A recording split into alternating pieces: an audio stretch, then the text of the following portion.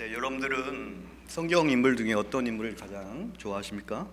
이스라엘 백성들은 가장 좋아하는 인물 물어보면 다윗이라고 이야기합니다. 그리고 또 구약 성경을 보면 거의 30%가 다윗 이야기로 구성되어 있습니다. 성경에서 장수가 많다는 것은 하나님의 이야기가 많다는 것입니다. 다윗은 구약의 30% 정도 쓰일 정도로 하나님과의 만남이 많았습니다. 하나님과 아름다운 추억이 많았습니다. 특히 다윗 하면 여러분들은 이스라엘 왕, 이스라엘 백성들에 있어서 가장 큰 영토를 차지했던 왕, 가장 힘이 셌던 정성기를 지냈던 왕으로 기억을 합니다. 그런데 다윗 인생을 보면요, 10대 어린 시절, 20대는 불행했습니다. 30대 왕이 되기 전까지 다윗 삶은 너무나 고통의 삶이었습니다. 태어나서부터는 양치기에 불과했습니다. 성경에 보면 사무엘이 아버지 이새에게 찾아가지고 이새에게 당신의 아들 소개시켜 주시오 이렇게 이야기하니까 이새가 다윗만 빼고 다른 아들 다 소개시켜 줘요. 막내 아들 어딨냐 물어보니까 양치고 있습니다 대답을 해줍니다. 이와 같이 다윗은 태어날 때부터 막내 아들이었고 그다지 관심을 받지 못했던 인물이었어요. 다윗은 양치기였습니다. 그리고 20대 때 물론 사울 만나서 장군도 되고 왕궁에서 생활을 했지만 그는 사울로부터 죽음의 위협을 받는 도망자의 삶을 삽니다. 광야의 삶을 살아요. 항상 도망 다녔어요. 항상 불안했어요. 그런데 다윗 이야기 성경을 보니까 다윗이 가장 하나님을 고백하고 하나님을 찬양했던 시기가 언제였나? 바로 도망자의 삶을 살 때, 항상 죽음으로부터 위협을 느낄 때에, 사울이 매일같이 찾아와서 죽이겠다고 할 때, 가장 외롭고 힘든 시기에 다윗은 가장 많은 하나님과의 만남을 유지할 수가 있었습니다. 다윗은 고통 속에서 하나님을 생각했고 고통 속에서 하나님을 만났습니다. 광야, 메마른 땅, 집이 없어가지고 여기저기 떠돌아다녔습니다. 노숙자 생활을 했습니다. 그러한 삶 속에서도 다윗은 항상 하나님을 찬양하고 하나님께 경배를 올려드렸습니다. 저는 다윗의 어린 시절 이야기를 한번 해보고 싶습니다. 다윗 어릴 때 다윗이 목동이었습니다. 목동이 항상 손에 들고 다닌 게 무엇입니까? 지팡이라고 말씀해 주셨어요. 맞습니다. 지팡이에요. 이 지팡이는 하나의 막대기에 불과합니다. 이 지팡이를 들고 다윗은 다리가 아플 때는 다리를 지탱할 수 있는 역할도 하고, 그 사울에게 이런 말도 하더라고요. 나는 어렸을 때 곰과 사자가 나타났으면 지팡이로 그것들을 때려잡아서 내 양을 지켰습니다 라는 이야기도 합니다. 지팡이는 싸움의 도구였어요. 양치기는 무슨 일을 합니까? 양을 지키는 일을 하는 거죠. 하루 24시간 다윗은 무엇을 했을까요? 양만 바라봤겠죠. 24시간 여러분 양만 바라보십시오. 이걸 365일 한다고 생각해 보세요. 쉬운 일이니까 어려운 일입니까? 감옥 같은 생활을 했을 거예요. 어떻게 보면 이 지팡이 막대기에 불과하지만 다윗은 이 지팡이를 가지고 장난감으로 삼았을 것 같아요. 이 지팡이를 가지고 싸움 연습도 하고 싸움 기술도 연마하고 무력 수련도 하고 어떨 때는 진짜로 사자와 곰이 나타나는 실전 같은 그런 전투를 벌이면서 양들을 지켰을 거예요. 나중에 다윗이 골리앗을 이기잖아요. 그리고 장군이 되잖아요.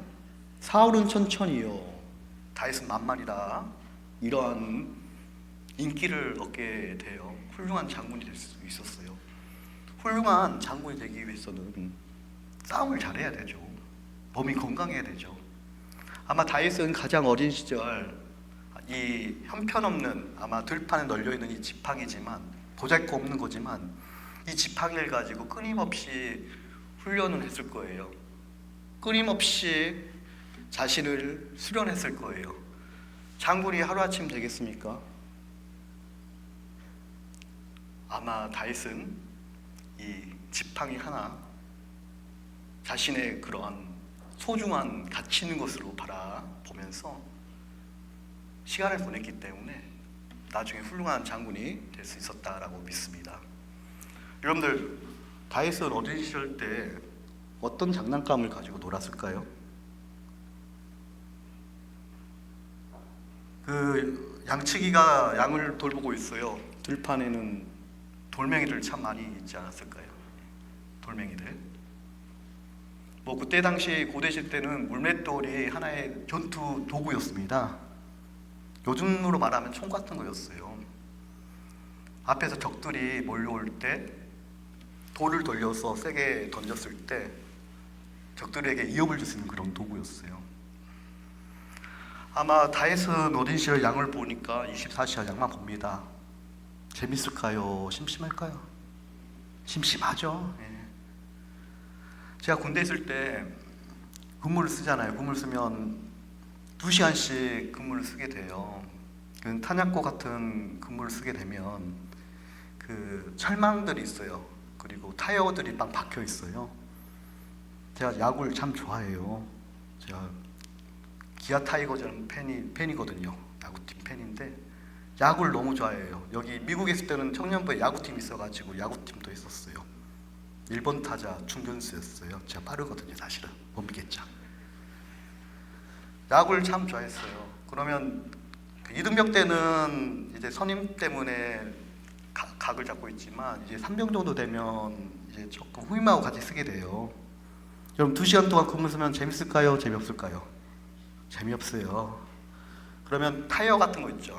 그리고 그 깡통 같은 거, 캔 같은 거 올려놔가지고 돌 가지고 맞히는 훈련 연습해요. 그것도 사실 내 선임한테 먼저 배웠어요. 제가 이등병 때는 선임을 이겼을까요? 못 이겼을까요? 제가 이길 수도 있었는데 제가 일부러 졌어요. 근데 이등병 때는 잘 안 해보니까 잘 못해요. 근데 3병 정도 되니까 이거를 거의 하루에 한 번씩 근무를 쓰거든요. 그렇기 때문에 그거를 날마다 연습을 했어요. 돌 던지기 연습을. 3병쯤 되니까 백발백중이에요. 연단이 돼가지고요. 그 이등병한테 시키잖아요. 잘할까요? 못할까요? 못해요. 신기하더라고요. 아마 다윗도 끊임없이 그 들판에 있는 돌멩이를 세워놓고 때로는 나무까지 세워놓고 훈련을 하지 않았을까? 물맷돌 가지고 던지고 맞히고 던지고 맞히고 수백 번, 수천 번, 수만 번 했지 않았을까? 나중에 골리앗을 만나요. 하나님께서 은혜를 주셔서 골리앗에 인중을 맞히게 하고 급소를 맞히게 해서 골리앗을 죽게 만든 건 하나님의 은혜예요. 근데요, 야구 선수들이 이런 말을 합니다. 실력은 거의 다 비슷비슷하대요. 항상 24시간 똑같이 훈련받고, 근데 가장 실전에서 긴장을 한대요. 그 긴장 근육이 약간의 그런 뭉침이 있을 때 결과가 전혀 다른 결과가 나온다고 해요. 그렇기 때문에 그들은 실전에서 던질 때는 수백 번, 수만 번 연습했기 때문에 그냥 자동적으로 그 동작이 이루어진다고 합니다. 저도 군대에 있을 때 수류탄 던지잖아요. 딱 군대에서 수류탄 2번 던져봤는데 던지기 위해서 며칠 동안 요거만 합니다. 요거만 지금도 몸이 기억해요. 던지는 거. 총 우리 남총도 있기 때문에 여러분들 K2 소총 분해하라고 하면요 20년 지났어도요 분해해요. 그리고 총 쏘라고 하잖아요. 바로 총 쏜 자세가 나와요. 그리고 2년 동안 평생 했기 때문에. 이와 같이 다윗은 어린 시절 수십 번 수만 명의 노력이 있었어요. 그렇기 때문에 골리앗하고 싸움에서 자신이 있었고, 그리고 몸이 스스로 생각하기 전에 몸이 반응하는 거예요. 가장 중요한 것은 결정적인 순간에 하나님께서 역사하시는 거예요. 하나님께서 역사하신 방법이요, 물론 바울처럼 한 번에 예수님 만나서 변한 사람도 있지만 오랜 시간 동안 기도와 훈련과 노력이 있는 사람을 통해서 역사를 하십니다. 다윗은 10대, 20, 그 어린 시절 때 물맷돌 던지기 연습을 수만 번 했기 때문에 실전의 그 결정적인 그 순간 때 하나님께 그걸 사용하신 거예요. 여러분들, 다윗의 장난감 뭐가 있을까요? 하프. 다윗은 하프 참 잘 쳤다고 하잖아요.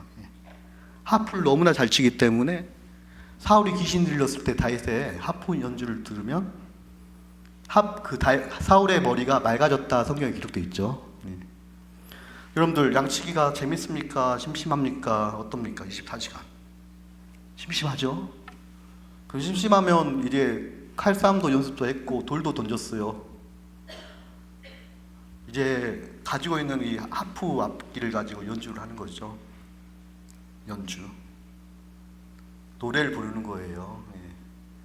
근데 이 시편이 시라고 하잖아요. 음률이 있어요. 여러분 시편 한번 읽어보세요. 내용이 어떤 내용입니까? 다윗의 시편. 하나님께 찬양하고 하나님께 경배하고 하나님께 힘들 때 원수를 때려 죽여주세요. 힘듭니다. 하지만 저는 하나님을 찬양합니다. 반석 같은 하나님이 저와 함께 해주심을 믿습니다. 하나님을 찬양하잖아요. 다윗은 심심하고 앞이 안 보이고 괴로울 때 끊임없이 하나님께 찬양하면서 그 외로움을 달래고 하나님께 위로를 받았어요. 그 하나님을 향한 그런 수많은 기도가 있었기 때문에 하나님께서는 다윗과 함께 해주신 거예요. 양치기 생활 너무나 감옥 같은 생활이고 날마다 삶은 반복되고 괴롭지만 거기에 하나님이 계셨어요. 광야라는 장소가 죽음의 장소가 아니라 축복의 장소로 바뀌는 거예요. 축복의 장소가 될 수 있었던 이유는 바로 거기에 하나님이 계셨다는 거예요. 다윗은 어렵고 힘들 때에 하나님을 찬양하며 이겨냈습니다. 하나님의 찬양을 통해서 꿈을 키웠습니다. 하나님 아버지, 저는 지금 미래가 없습니다. 앞이 안 보입니다. 사람도 없는 곳에 홀로 외로이 있습니다. 하나님, 저도 언젠가는 하나님의 때가 있겠죠. 하나님, 나와 함께 해주세요. 하나님, 저를 도와주세요. 역사를 보여주세요. 그는 기도를 했습니다. 그 기도를 통해서 다윗은 가장 어려운 순간에 이겨낼 수가 있어요. 예를 들어서 시편 24편에 보면 이런 기도를 합니다. 저기 보니까 목마른 사슴이 한 마리가 있어요. 광야에 물을 찾아 헤매는 거예요. 근데 물이 없는 거예요. 저를 처울량하고 물 갈급해하는 그 사슴을 보면서 자신의 모습처럼 생각을 합니다. 목마른 사슴시내 물을 찾아 헤매이듯이 내 영혼 주를 찾기에 갈급하나이다.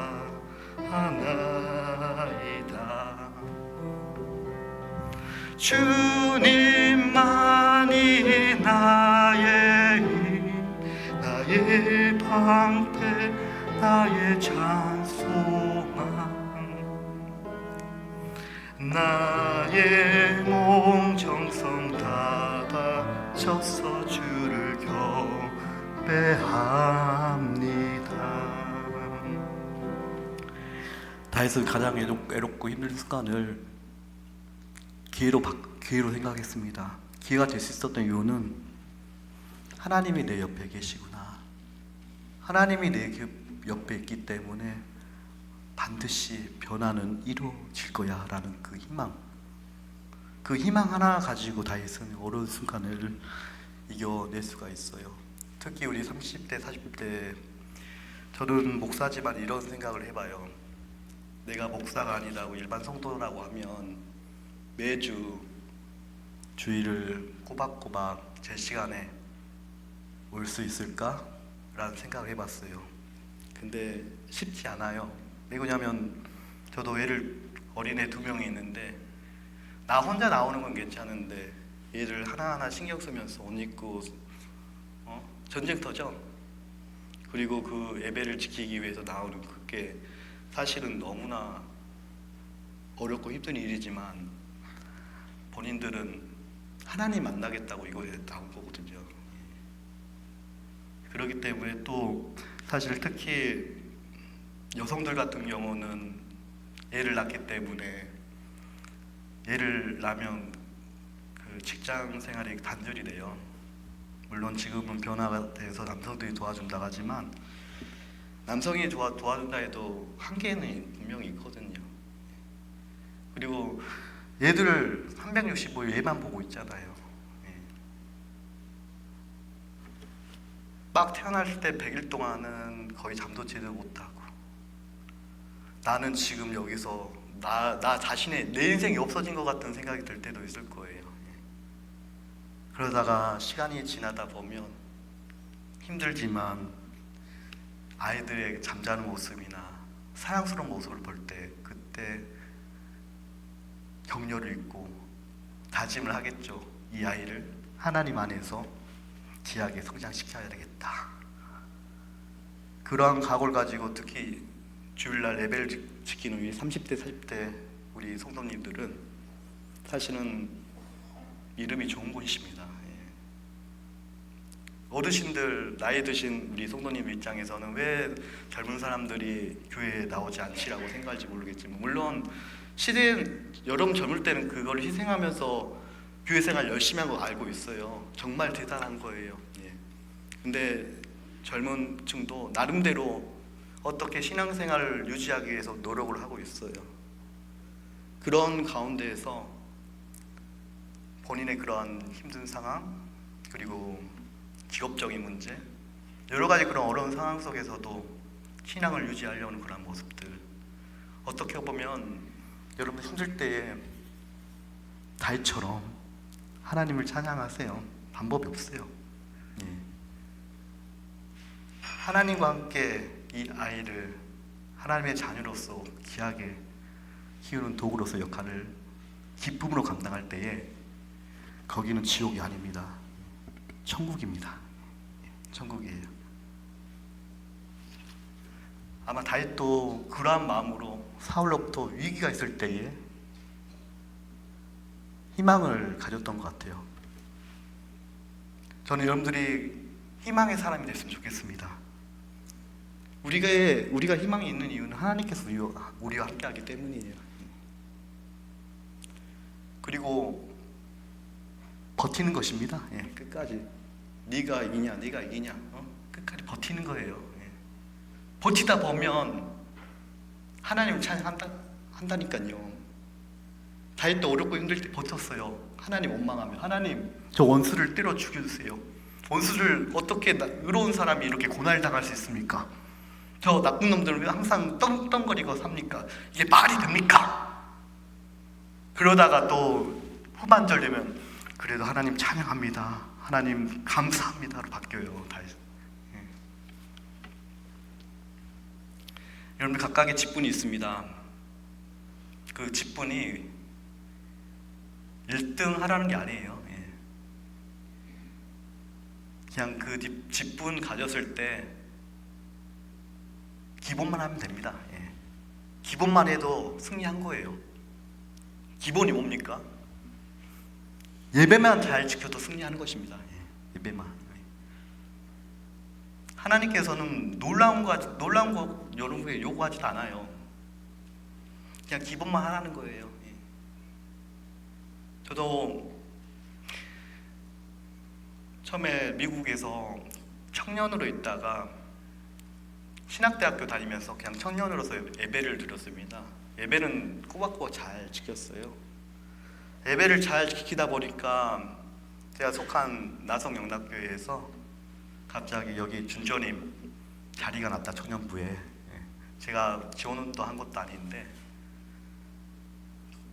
거기에서 또 사역을 하게 되고, 근데 미국에서 정식 사역자가 되면 혜택이 있어요. 뭐냐면 종교 비자가 나와요. 종교 비자가 나오고 2년 지나면 영주권을 주기 때문에 들어가기 쉽지는 않아요. 예.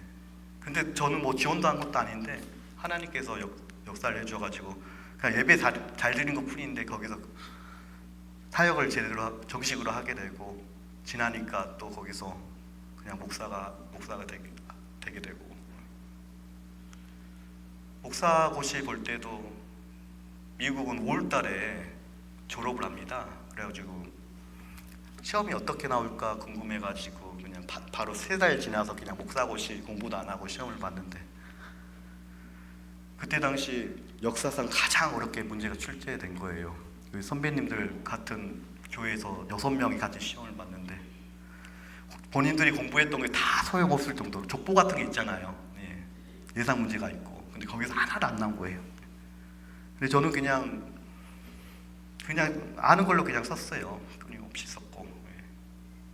목사고시를 보게 되면 여러 가지 그런 그 시험이 있어요. 뭐 성경 시험도 있고, 역사 시험도 있고, 교리 시험도 있고, 그 설교 시험도 있어요. 즉석으로 설교를 딱 신약 본문 하나, 구약 본문 하나를 딱 던져져 가지고 그 본문에 대해 설교를 쓰래요. 근데 그 본문을 보니까 오늘 말씀이에요. 시편 23편 4절 말씀. 이게 왜 제가 이 이야기를 하냐면, 제가 일주일 전에 청년부 설교를 위해서 제가 큐티하고 설교를 썼거든요. 그 설교문이 시편 23편 4절 이 말씀이었어요. 근데 제가 설교를 썼던 문제가 목사고시의 설교로 나온 거예요. 그리고 또 논술 시험도 있어요. 근데 논술 주제가 보니까 제가 논문 썼던 것이 주제였어요. 그러니까 제가 전공한 거기 때문에 너무나 이게 잘 이렇게 할 수가 있었어요. 제가 이 말씀 드리는 이유는 하나님께서 자신의 역할만 잘 감당한다 하면 때가 되면 하나님의 방법으로 어떻게 해서라도 그 길로 인도해 주시고 이끌어 주신다는 사실 기억하시기 바랍니다. 여러분들 지금 권사로 집사로 감당하고 있죠. 그거 너무나 소중한 직분이에요. 그 1등 하란 말 안 해요. 제가 1등 해봤잖아요. 공부로. 아무 필요는 없어요. 1등은. 근데 그 믿음의 자리에서 버티고 견디고 인내하고 기본적인 것만 잘한다고 하면 거기에 하나님께서는 역사하시고 그걸 통해서 일하기 시작하는 거예요. 우리는 화려한 걸 통해서 하나님께 역사한다고 생각할지 모르지만, 복권이 달쳐져야지만 하나님 역사라고 말할지 모르지만, 복권은 바로 여러분 주변에 있는 거예요. 다윗집 복권이 뭐예요? 주변 널린 지팡이였어요. 돌멩이였어요. 본인이 갖고 있는 악기 하프였어요. 이 하프 연기를 통해서 사울을 치료해주고 왕궁에 들어가가지고 거기서 어린 나이 때 왕궁이 어떻게 돌아가는지 몸소 보고 왕궁 수업을 하나님께서는 받게 하셨잖아요. 왕궁에 거주하면서. 여러분들 무기는 다른 게 아니에요. 여러분 자신이에요. 예. 여러분 주변에 있는 것들이에요. 예. 그거에 대해서는 최선을 다해 감당해야 하고 노력을 해야 됩니다. 그 노력과 희생과 시간이 있었기 때문에 하나님께서는 그걸 잘 아시고 그걸 바로 역사의 도구로 사용한다는 사실 기억하시길 바랍니다. 이게 바로 재능이에요. 재능, 달란트예요. 예. 달란트. 예. 여러분들 그러한 하나님의 은혜, 하나님의 사랑, 하나님의 그런 축복이 임할 것이라고 믿습니다. 다윗은 대단한 사람이 아니에요. 예. 하지만 그가 대단할 수 있었던 것은 그 마음속에 하나님의 마음이 합한 자였기 때문에 가능한 거예요. 예. 저는 여러분들 하나님의 마음이 합한 자가 됐으면 좋겠습니다. 여러분들 나중에 하나님 만나요. 천국 가서. 저는 이렇게 믿고 있어요. 우리가 보는 성경에는 몇 명의 사람이 선택되어서 성경 주인공이 되었지만 하나님 나라에서 쓰여지고 있는 성경은 바로 여러분들의 성경이에요. 성경에 봐도 별로 하나님과 관계없는 사람 짧아요. 예, 할 말이 없어. 그 다윗처럼 하나님의 만남이 많은 사람들은 풍성해요. 풍성해. 예. 저는 여러분들이 하나님과의 이야기가 풍성했으면 좋겠어요. 여러분들 일당 어차피 100년, 120년 우리 때는 산다고 하는데 그거 금방이에요. 네. 여러분들 그냥 어차피 생을 살고 있는데 기양에 탄다고 하면 믿음 있는 사람 모습으로 살아보시기 바랍니다. 예수님께서 보여주신 그 예수님의 흔적을 따라 사시길 바랍니다.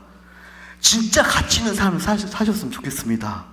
진짜 가치 있는 삶 살 때 우리는 희망있고 인생이 바뀝니다.